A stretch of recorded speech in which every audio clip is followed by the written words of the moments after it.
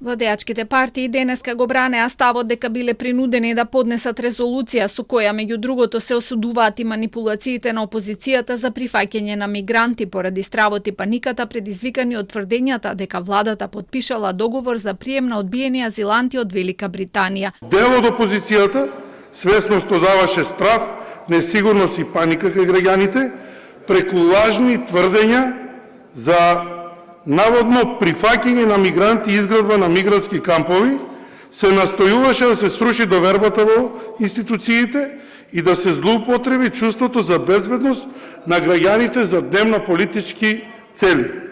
Нема скриени договори, нема масовно прием на мигранти на недозволив начин.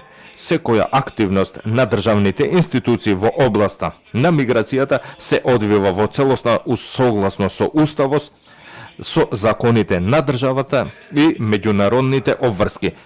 Од левица сметаат дека оваа резолуција треба да има поинаква содржина, додека за Европски фронт има само една цел: замолчување на опозицијата.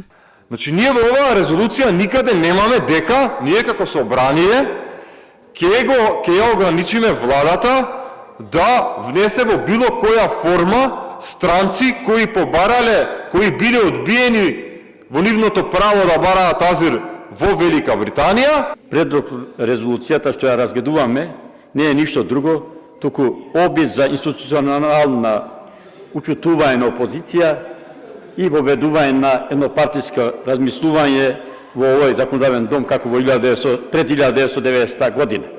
СДСМ и денеска не присуствуваа на седницата, својот став го кажаа пред собраниската зграда. СДСМ нема да биде соучесник во ова национално предавство, мигранти за пари. Нека си ја потпишат таа предавничка резолуција сами. Нека си ја гласаат сами, заедно со колаборантите од ЗНАМ. Тие многу добро знаат што потпишуваат. Предавство на Македонија, а знаат и што следува за предавство. Иако најавија своја резолуција, СДСМ не ја доставија во собранието затоа што вела дека не им била дозволена дебата на оваа тема.